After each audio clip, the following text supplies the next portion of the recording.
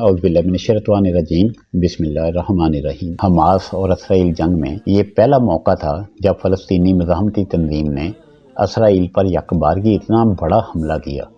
ये हमला सिर्फ इसराइल ही नहीं बल्कि उसके सरपरस्तों के लिए भी गैर मुतवक्के तौर पर नुकसानदेह साबित हुआ। हमास के रॉकेट हमलों से अब तक 1000 से ज़ायद इसराइली फ़ौजी और शहरी हलाक हो चुके हैं। इसराइल को महज 3-4 दिनों में बहुत बड़ा माशी धचका लगा है। यही वजह है कि इसराइल के मरकज़ी बैंक को रकम इकट्ठा करने की फौरी ज़रूरत पेश आ गई है।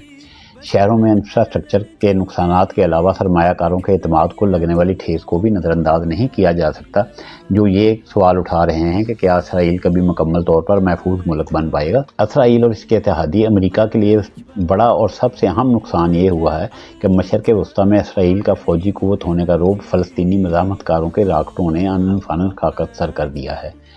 मुसाद के अलावा मिसाइल हमलों को फ़ज़ा में नकारा कर देने वाले जदीद तरीन इसराइली दफ़ाई निज़ाम भी फ़लस्तीनी राकटों को रोकने में नाकाम रहे। इस दफ़ाई निज़ाम के भारी अखराजात खत्ते के अमीर अरबों से पूरे होने की कोशिश भी अब खतरे में पड़ गई है। इसराइल की अस्करी अहलियत और ताकत के भरम का टूट जाना इसके लिए बहुत बड़ा नुकसान है, क्योंकि इसके फ़ौजी ताकतों ने अरबों की आबादी वाले इस खित्ते में रियासत की धाक बना रखी थी। इस इसराइली धाक ने बाद ममालिक के लिए खौफ का अलाव और कुछ लोगों के लिए उम्मीद के दिए जला दिए थे। नॉर्मलाइजेशन के सफ़र में भी इस धाक का किरदार गैर अहम नहीं था, मगर अब हो सकता है कि कुछ अरसे में ये खबरें आना शुरू हो जाएं कि नॉर्मलाइजेशन का मकान भी कदरे कम हो गया है, और ये बात अमेरिका में भी अहले हद्दो अक़द ने भी महसूस की है। सवाल ये है कि फ़लस्तीनी मज़ाहमतकारों ने ये इतना बड़ा फ़ैसला, या दुरुस्त अल्फाज में कहें तो इतना बड़ा रिस्क क्यों लिया। इस सवाल के जवाब के लिए इस मामले में दोनों पहलुओं से देखना और जायज़ा लेना भी ज़रूरी है कि इसराइल की जान पर बन आने वाले इस हमले के असरात खुद फ़लस्तीनियों पर, आलम अरब पर, मशरक़ वस्ती पर, हत्ता कि यूरोप और अमेरिका पर क्या होंगे, और बदलती हुई दुनिया में तब्दीली की रफ्तार पर इसका कितना असर पड़ेगा। ये भी ज़रूरी है कि इस मौके से फ़ायदा उठाते हुए मसला फ़लस्तीन पर भी एक तायराना नज़र डाली जाए कि आखिर इस मसले का बीज किसने बोया, ज़मीन किसने तैयार की, पानी किसने दिया, फल किसने खाने के ख्वाब देखे थे। मगर 17 अक्टूबर 2023 के दिन फ़लस्तीनी मज़ाहमती ग्रुप हमास इस हद को छू गया कि इसने 56 इस्लामी ममालिक के होते हुए भी खुद एक कदम उठा लिया। अब इसराइल के लिए खतरे की घंटी बज गई है।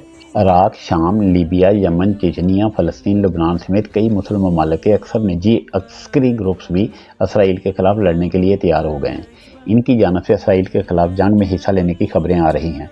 इन अस्करी ग्रुपों की अफरादी क़ुव्वत 3 मिलियन तक बताई जाती है। अगर ये मुत्तहिद हो जाएं तो दुनिया की सबसे बड़ी फ़ौज वजूद में आ सकती है। सरबरा अमरीकी अमूर ख़ारजा कमेटी मैकमाल ने इंकशाफ किया है कि मिस्र ने हमास के हमले से 3 रोज़ कबल ही इसराइल को इतला दे दी थी, मगर समझ नहीं आता इसराइल से ये कोताही कैसे हुई। दूसरी तरफ सदर रजब तैयब एर्दोआन के हुक्म पर तुर्क आर्मी के बेड़े पर गजा तक इमदादी सामान पहुँचाया जाएगा। इमदादी सामान में अद्वियात, तिबी आलात, खुराक और पानी और बैटरियाँ शामिल हैं, और इनमें दीगर इंसानी ज़रूरियात का सामान भी शामिल है। इस सिलसिले में तैयारियां शुरू कर दी गई हैं। अगले 24 घंटे में तुर्क बहरी जहाज़ रवाना होगा। इसराइल ने गजा में इस्लामिक यूनिवर्सिटी को मिसाइल हमलों में तबाह कर दिया है, जबकि आलमी कवानीन के मुताबिक तलीमी इदारों पर हमले नहीं कर सकती। इन तमाम वाक़यात से महसूस हो रहा है कि कुछ बहुत बड़ा होने जा रहा है। 2 अमरीकी बहरी बेड़े ऐसे ही मुतहरिक नहीं हुए, लेकिन अगलों ने इसका बंदोबस्त भी कर रखा है। यूक्रेन ने इमदाद में मिलने वाला असला रूस के खिलाफ इस्तेमाल करने की बजाय ब्लैक में भेज दिया था, जो मुजाहिदीन के ग्रुप्स के हाथ लग गया, और अब वही हथियार इसराइल के खिलाफ इस्तेमाल हो रहे हैं।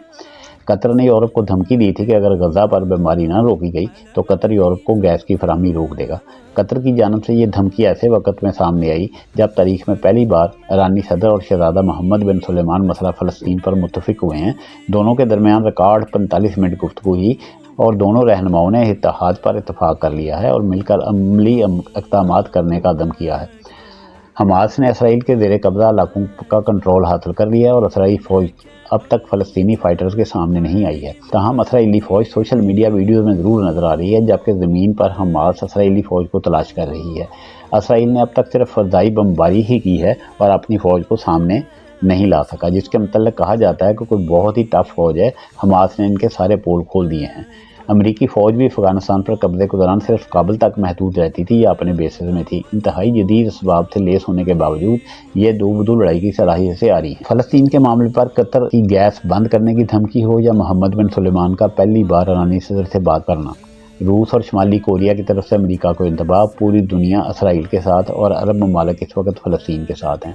افغانستان روس پاکستان جنگ کی طرح کوئی بہت بڑی گیم لگ رہی ہے۔ ایسا لگتا ہے فلسطین اسرائیل تنازع فیصلہ کن موڑ بھی ہے اور آخری موقع بھی۔ دیکھیں اس کے نتائج سامنے آتے ہیں تو کیا ہوتا ہے۔ سیاسی صورتحال یا معاشی معاملات، تعلیم، صحت اور بنیادی ضروریات کا مسئلہ ہو یا ظلم کے خلاف آواز بلند کی جائے، ٹیکس چوروں کی بات کریں یا کرپٹ بیوروکریسی کو بے نقاب کیا جائے، بتانے ہیں مکمل حقائق، بولنا ہے پورا سچ، مگر ریڈ لائن بھی کراس نہیں کرنی۔ ریڈ لائن میاں افتخار احمد کے ساتھ۔